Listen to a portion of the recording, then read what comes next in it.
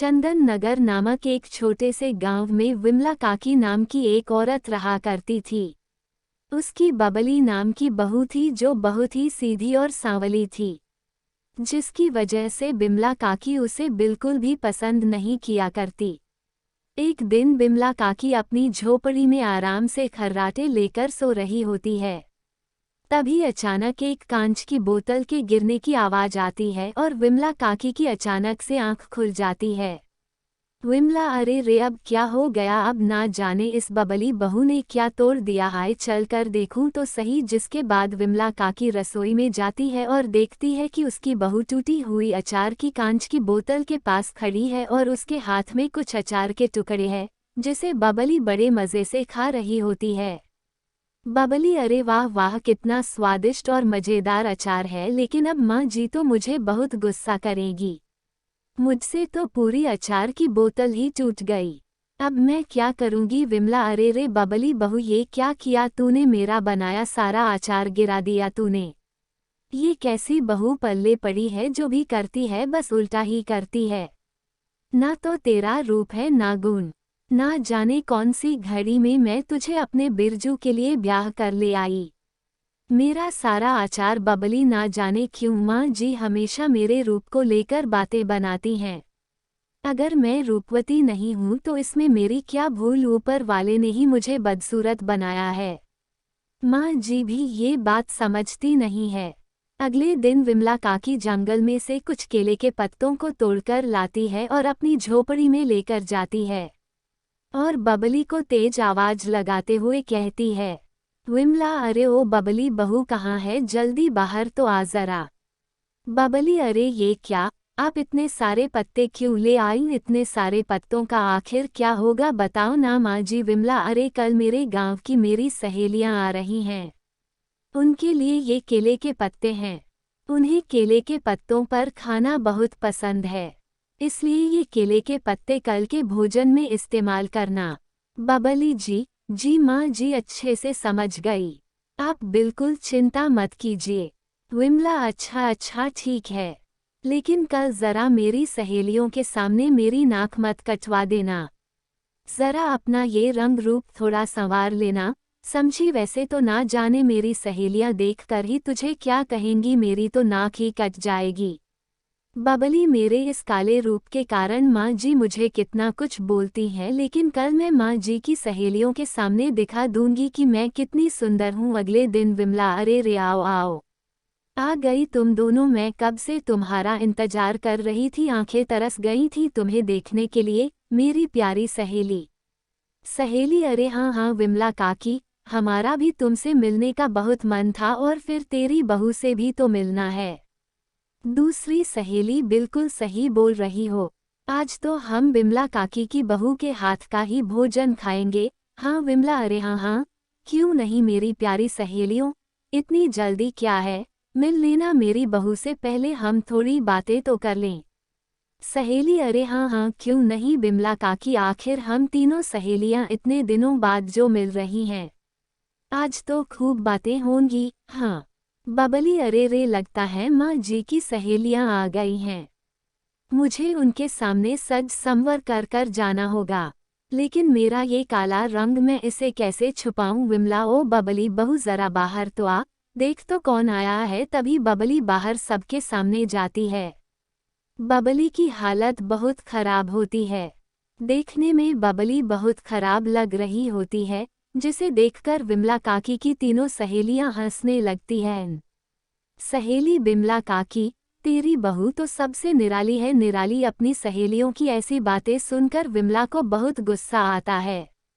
बबली, देखिए माँ जी, मैं हो गई बहुत सुंदर, आपने बोला था ना आज आपकी सहेलियों के सामने सुंदर लगना है, तो देखो लग रही हूँ ना सुंदर। विमला, अरे रे थोड़ी सी बुद्धू है मेरी बहू इसलिए।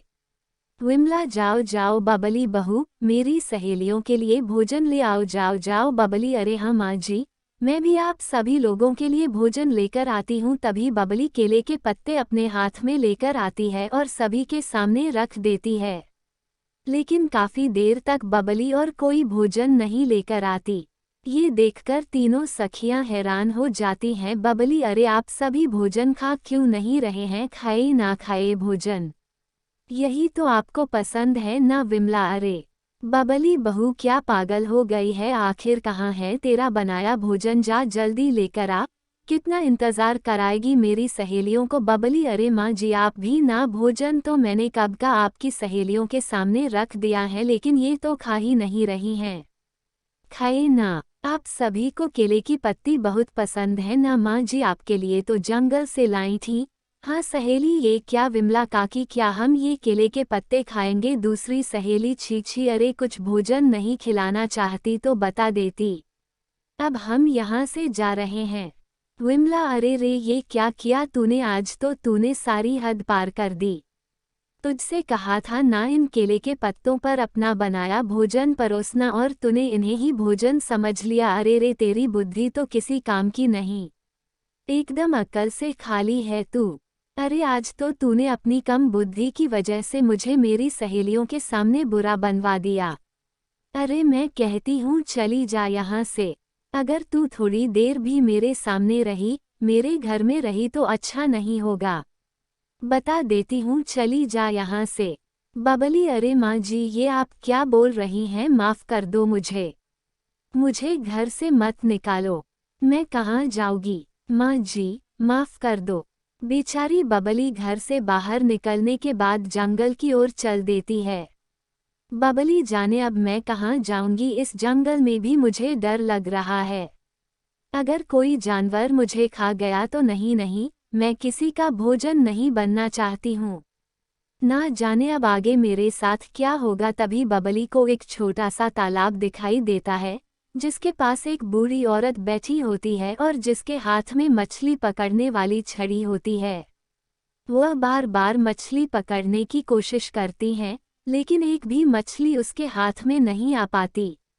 बबली, अरे कौन है आप अम्मा, और क्या इस नदी में मछलियाँ पकड़ रही हैं? बुढ़िया, अरे बेटी मैं एक बुढ़िया अभागी हूँ जो इस जंगल में रहा करती हूँ और अक्सर इस तालाब से कुछ मछलियाँ पकड़ के ले जाया करती हूँ और उनसे ही अपनी भूख शांत कर लिया करती हूँ। कई दिनों से एक मछली भी हाथ नहीं आई है, कई दिनों से भूखी हूँ, आज एक मछली भी हाथ आ जाए तो मेरी भूख शांत हो जाए। बबली, अरे रे बस इतनी बात से दुखी हो, मैं आपके लिए मछली पकड़ देती हूँ, अभी देखिएगा एक बार में ही मछली मेरे हाथ में आ जाएगी। हाँ, फिर आप उसे पकाकर अपनी भूख शांत कर लेना। बबली, ये देखिए अम्मा जी, मैंने कहा था ना, देखिए कितनी सारी मछलियाँ हैं, देखिए देखिए। बुढ़िया, अरे वाह वाह बेटी, ये तो सच में कितनी सारी मछलियाँ हैं। तेरा बहुत बहुत धन्यवाद बेटी इस बूढ़ी की मदद करने के लिए। आज मुझे भूखा नहीं सोना पड़ेगा। वाकई तू एक नेक दिल इंसान है। अच्छा, अब मैं चलती हूँ। बबली, ठीक है अम्मा, अब तुम जाओ और इन मछलियों से अपनी भूख शांत करो। बुढ़िया, हाँ हाँ बेटा, जाती हूँ। सदा सुखी रहो तुम, बाकी सब माया है, सब माया। जिसके बाद वह बूढ़ी वहाँ से चली जाती है और थोड़ी दूर जाते ही गायब हो जाती है। बबली जंगल में आगे बढ़ती है और देखती है कि एक बहुत ही भयानक और अजीब दिखने वाली औरत बैठी रो रही होती है। बबली उसे देखकर डर जाती है। बबली, अरे कौन हो तुम? रो क्यों रही हो और तुम देखने में इतनी भयानक क्यों हो? क्या तुम मनुष्य नहीं हो? मुझे बहुत डर लग रहा है। औरत, क्या बताऊं तुम्हें, मैं मनुष्य ही हूँ, लेकिन मैं वो अभागी हूँ जिसे कोई भी देखना पसंद नहीं करता। कुछ समय पहले मैं बहुत सुंदर हुआ करती थी। अपने रूप का मुझे बहुत घमंड था, जिसकी वजह से मैं सभी को नीच समझा करती थी। लेकिन एक दिन एक भूखी भिखारिन भोजन मांगने मेरे द्वार पर आई। उसका रूप बहुत गंदा था, लेकिन अपने रूप के घमंड के कारण मैंने उसे नीच समझा और बिना कुछ भोजन दिए घर से भगा दिया। उसी भिखारिन के श्राप के कारण मेरा ये हाल हो गया। मेरी इस भयानक रूप के कारण कोई भी गांव वाला मुझे देखना पसंद नहीं करता। इसलिए मैं यहाँ सबसे छुपकर इस जंगल में आ गई। मैं यहीं बैठी कई कई दिनों से रोती रहती हूँ। बबली, अरे रे चुप हो जाओ, मैं तुम्हारा डैक समझ सकती हूँ। मेरे भी काले रूप के कारण मेरी माँ जी ने मुझे घर से निकाल दिया। मेरा ये रूप उन्हें पसंद नहीं, लेकिन ये तुम्हारा भयानक रूप तो मुझसे भी ज्यादा खराब और डरावना है। क्या तुम्हारे इस भयानक रूप से निजात पाने का कोई रास्ता नहीं है औरत? रास्ता है। एक दिन इस जंगल में एक साधु आए थे जिन्होंने मुझे कहा था कि अगर कोई नेक दिल इंसान इस जंगल में आएगा और उस विशाल नदी के जल को छूकर मुझे देगा, जिसे पीकर मुझे मेरे इस भयानक और डरावने रूप से छुटकारा मिल जाएगा। क्योंकि इस विशाल नदी का जल सिर्फ नेक दिल इंसान ही छू सकता है, और तब से मैं रोज उस नेक दिल इंसान की राह देखती रहती हूँ। न जाने वो कब किस रूप में मेरे सामने आ जाए। बबली, क्या अब इसमें मैं तुम्हारी मदद कर सकती हूँ? कहाँ है वो विशाल नदी? बताओ मुझे। तुम देखना, मैं उस विशाल नदी के जल को छू लूंगी। हाँ औरत, क्या तुम सच में मेरी मदद करना चाहती हो? लेकिन उस नदी का जल वही इंसान छू सकता है जो नेक दिल हो। अगर कोई और उस विशाल नदी के जल को छूने की कोशिश करता है तो वो उस नदी में हमेशा के लिए समा जाता है। बबली, नहीं, तुम देखना, मुझे कुछ नहीं होगा। मैंने तो कभी किसी का दिल नहीं दुखाया। मैं अवश्य ही तुम्हारी मदद करूंगी। अगर उस विशाल नदी के जल से तुम्हें तुम्हारे भयानक रूप से छुटकारा मिल सकता है तो चलो मेरे साथ उस विशाल नदी के पास, मैं करूंगी तुम्हारी मदद। औरत, यही वो विशाल नदी है।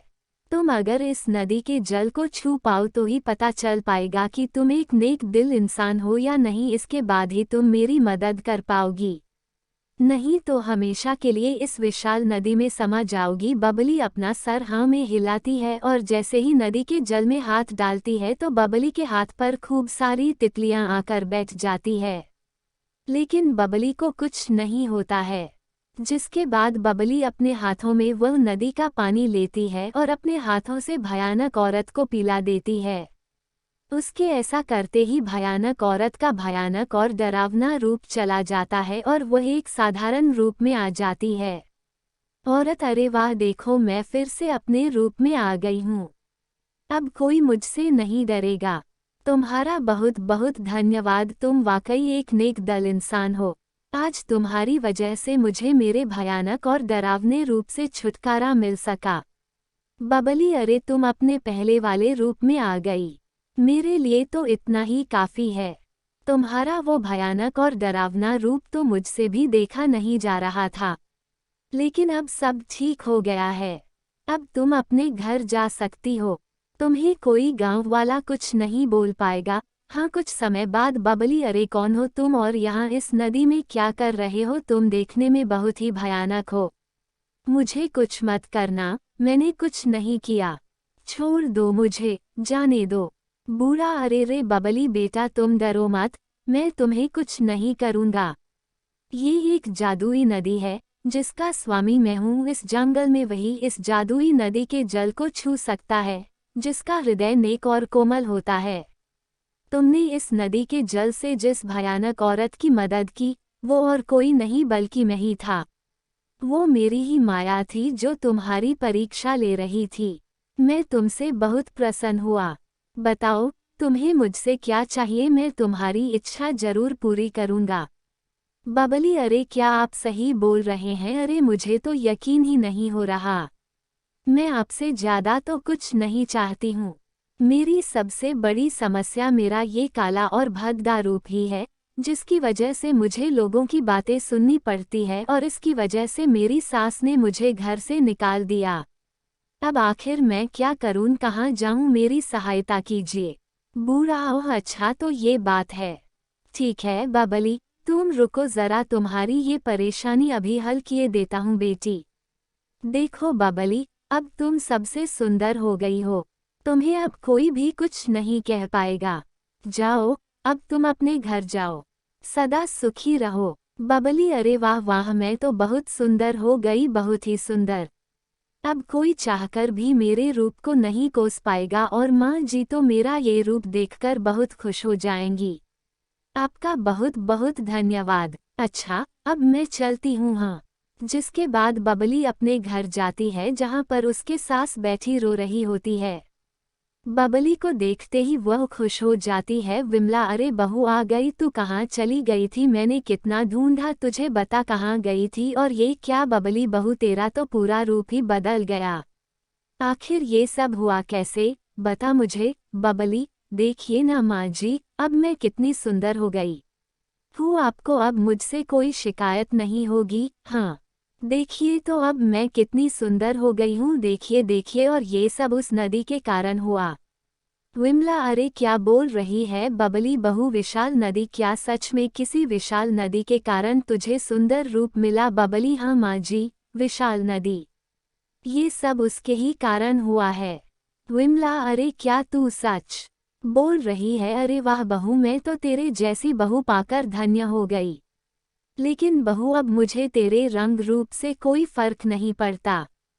तेरे जाने के बाद मुझे एहसास हुआ कि तू कितनी अच्छी है, तेरा दिल एकदम साफ और नेक है। कितना कुछ सुनाया मैंने, मुझे माफ कर दे बहू। बबली, नहीं नहीं माँ जी, आप चुप हो जाइए, मैंने आपको माफ कर दिया। आप मेरी विमला काकी है, इसलिए मैं आपसे कभी नाराज नहीं हो सकती हूँ। हाँ, दोनों आपस में गले मिलते हैं।